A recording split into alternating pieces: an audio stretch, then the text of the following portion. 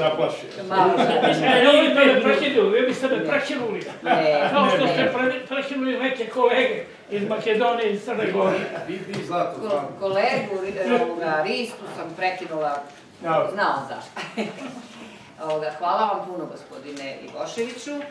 Dalje za reč se javio Stevo Vrebalov iz Udruženja penzionera NIS-a. Stevo, imate svojih 5 minuta. Mislim, oko 10.000 živih penzionera. Ima 7 udruženja. On je bio regionalno... Uključite samo da smo isključili, nismo. Dobro. Može. I radeći upravo, suočavajući se sa svim ovim problemima koji su ovdje pomenuti, u udruženju penzionera koje ima koordinaciono telo koje koordinira aktivnosti penzionera, formirana je jedna radna grupa na čijem sam ja čelu sa pretencioznim zadatkom da sagleda neustavna delovanja svih subjekata od države do nekih drugih o nezakonitostima, nepravilnostima i jednostranom ukidanju prava zaposlenih i penzionera NIS-a suprotno zakonu, ugovorima, ovo međunarodnom ugovoru o kupoprodaji i konačno normativnim aktima. Ne bih hteo da pokušat ću da budem ni po babi ni po stričevima, da kažem da se u tim procesima koji su se odvijali, da su penzioneri ostali bez pomoći sindikata glavnog kod koga su bili, to je ovaj Olgovićev sindikat. Sindikat se stavio na stranu poslovodstva vladinog upravnog odbora, doživeo neke raznorazne benefite pojedinačne koji su pojedini uživali, a uskraćeno je zaposlenima i penzionerima elementarne stvari, o tome postoji dosije, postoji dokument, a mi smo podršku našli ugjes nezavisnosti i pokrećemo i pokrenuli smo čitav niz postupaka od Ustavnog suda Srbije, vlade, mada se svi slabo odazivaju, jer i do tužilaštva, poverenika za informisanje i tako dalje. Toliko o tom nekom opštem, kako se to kaže, mestu u opštem mestu naših organizacija penzionera. Ono posebno zbog čega sam se javio, ne bih posebno da se predstavio, dosta sam stručnih radova objavljivao na ovu temu, bio sam 2 godine član upravnog odbora penzionog fonda, sve sam tamo pisao, davao u zapisnike, u priloge, u časopisi i tako dalje. I htio sam da se osvrnem samo na 2 pitanja. Jedno je pitanje tripartizma, koji je kod nas čak i ustavno na jedan određen način promovisan, odnosno postavljen. Nije završen, nije dograđen, ali da u nekom novom modelu participacije, u modelu tripartizma ima prostora da se, ako budu sindikati pravi predstavnici zaposlenih, naravno i bivših zaposlenih, pa i budućih, pa i nezaposlenih, što bi trebalo kompletirati i napraviti harmonizovanije rešenja sa prirodom našeg društva. To je jedna stvar i druga stvar je ono o čemu sam htio da kažem, je takozvano imovina i portfolio penzionera, odnosno penzijskog fonda. Penzijski fond je bio koncipiran u modelu dok smo imali ustav, bez obzira kakav je bio stari ustav pre ovih ustava koji su doneti u ovim drugim republikama, to je bio ustav o suverenosti naroda, odnosno građana i građanskih prava u odnosu na vlast. I taj ustav je ograničavao vlast da ne može da radi sve ovo što sada radi trenutno. Ovo što je sve urađeno, to sad radi vlast po ustavnim ovlašćenjima. Fond upravlja fondom, društvena reprodukcija u celini u rukama vlade, vlasti, čak operativno i više vlade nego parlamenta. Da se vratim samo jednom rečenicom na to šta je važno. Jako je važno sve ovo što ste vi govorili, šta se radi kad se ima neki kvantum novca. Međutim, šta se radi da se ima kvantum novca? Mi imamo dokaze kroz ovu radnu grupu da nije samo bila nezakonitost u pogledu onoga što je država uradila prema NIS-u, nego nego i ono što je država uradila prema svim zaposlenima i penzionerima. Ona ih je ostavila na milost i nemilost vladi koja ne samo da neće nekad nešto da razume, nego i nije interes, jer je eksponent određene grupe, stratifikata društvenog, da ne kažem klase, koja u ovom modelu ima interese da to tako radi, da ove hiljade, to su garnizoni nezaposlenih, ja sad govorim po sektorima društvenog života i društvenog rada. To što je ostalo nezaposleno, pa nepokriven radni staž, pa uskraćivanje. Da li vi znate da je Vojvodina, na primjer, ima 1.700.000 najboljih oranica u Evropi? Srbijine nisu, ove koje su van područja Vojvodine, nisu ništa lošije. One su samo druge prirode, one su više za voćarstvo, više za možda neke druge grane u poljoprivredi. Da li vi znate da se iz tog sektora skuplja manje od 8% društvenih prihoda koji se ostvaruju? Ne samo zato što je možda i dobro što nešto nije oporezovano, ali radnici su na ulici, tamo radnici rade za dnevnice manje od ovog onoliko koliko su garantovani lični dohoci. A to ostaviti izvan društvene reprodukcije, izvan društvenih prihoda, pa to onemogućava funkcionisanje. Da se sad vratim samo na fond. Ovo ja sve, kažem, sve sam govorio u upravnom odboru fonda, sve je to ostalo izaberašeno, uvek se davalo i prilog posebno da bi to ostalo u tekom trajnijem vlasništvu, neka će doći pravo vreme u generacijama koje dolaze da to detaljnije razmotre.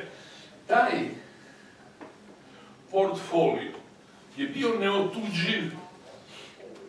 On je prema tadašnjim sizovima, sa svim manama, bio neprikosnoven. Nije mogo niko ništa od toga da, bez neke posebne društvene saglasnosti, da dira. I to su stečena prava, to je imovina, to ne može niko da donese odluku zakonsku da se uzima toliko i toliko. To je bar moralo da se uradi ili preko sindikata ili preko, na neki način, preko neke participacije penzionera i nedovoljno preko jedne partije penzionera. Ja ne kažem, ja da sam pitan, ja bih na neki način to odobrio uz, naravno, neka druga ravnopravna zahvatanja iz nekih drugih sektora iz oblasti, jer smo morali tu konsolidaciju da sprovedemo. Ali da se jednostrano i gotovo bez pitanja to uradi, a pogotovo sada da se prepakuje u nerazumne ili nerazumljive scene, kad je nešto nerazumljivo, onda je uglavnom nerazumno. Mislim, to normalni ljudi bi to shvatili. Ja nisam uspeo da utvrdim šta i kako, šta će se vraćati, šta neće, u koju ja kategoriju spadam ili ne znam ovo ili ono. A da ne govorimo i o generacijama koja polako i umire i šta su tu prava, kako će se to realizati. I naravno najveća laž, da nemaju i da ne znaju kako to da vrate.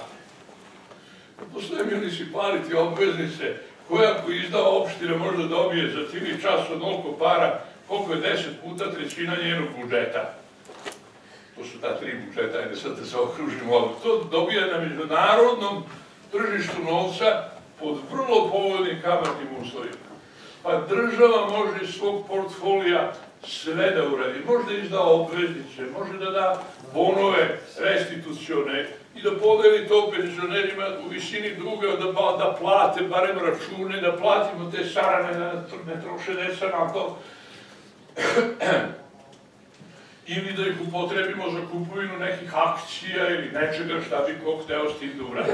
To se sad nakupilo od 3 do 5.000, recimo, sad govorimo o evrima, u tom periodu po ovome. Znate šta znači sad za jednu porodicu 4.000 evra njegovih para, ne tuđi, to je kamata sam ja rekao. Znači, ne tuđi para pa da uzajmi, nego sopstvenih para koje bi mu sada neko, to bi bila zahvalnost, nije zahvalnost ovo što se govori, to bi bila zahvalnost onima koji su to izdvojili. Mi smo o svim ovim aktivnostima i ovo što sam vam spomenuo kao penzioneri nisam spremni da se SGS nezavisnost izborimo do kraja, što možemo u Srbiji, u državi, na naš način, međusobno da se o svemu sporazumemo i razumemo, a ono što ne budemo mogli, ićemo i na međunarodnu arbitražu i da prezentiramo i da vidimo da li to može. Ja nisam teo da vas sad plašim, nije mi ni zabranjeno, mada ne mogu da se opet želji da kažem. Znate vi šta se sve nezakonito desilo u Nišu? To možda ne znate. Stravično. Skoro više nego, ali još više u fondu PIO. Pa fond PIO je 4 meseca, 3 meseca u inflatornoj situaciji naše novce davao da prodaju na ulici. Da kupi devize, pa poslati prodati devize da nam plati 2 marke penziju. On je saučesnik u zločinu protiv Jugoslavije. Ne sam fond, nego ta konstelacija snage da razruši. To je bila valjda najveća tekovina, ta suverenost radnika, zaposlenih i oni koji su radili u odnosu na sve neke druge društvene stratifikate i ovo. A mi smo sad ostavljeni, to je taj magnum crimen, ostavljeni da budemo suočeni sa sopstvenom državom koja nas tera u smrt, nemam nijednu bolju reč, bičuje, uskraćuje nam prava koje imamo, koje su nesporno u Evropi, ne kod nas, ni kod nas nisu bila sporna, sad su postala sporna. Ja još uvek kao lojalni građani svoje zemlje ne pozivam ni na što drugo nego na razum.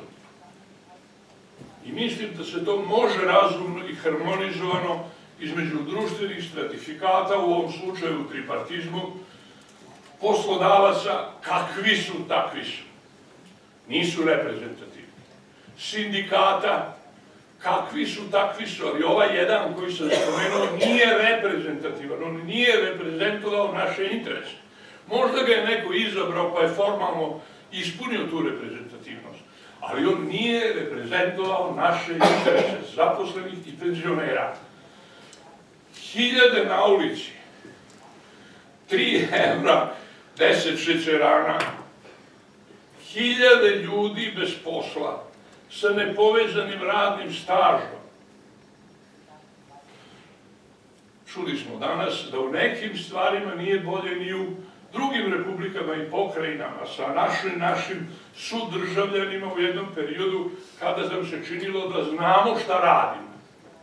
Onda smo ušli u fazu, ne možemo da ni pojedinačno, ni svi zajedno da kažemo da smo na nekom dobrom putu. Ali da možemo biti na dobrom putu, ja u to verujem i zato sam se angažovao. Ja sam inače predsjednik te radne grupe koja utvrđuje to sve u Nišu. Teško se probijamo do javnosti, teško se probijamo. Jedini, kažem, ko nas je sa obe ruke prihvatio je sindikat UGS nezavisnosti. Mi sad kolektivno, u najviše što možemo, ćemo ući u tu strukturu. Izvinjam se, malo emotivnije nego što treba. Trebalo bi da sam stručniji nego što sam emotivan, ali nisam izdržao, zato što mislim da ovaj forum zaslužuje da čuje istinu.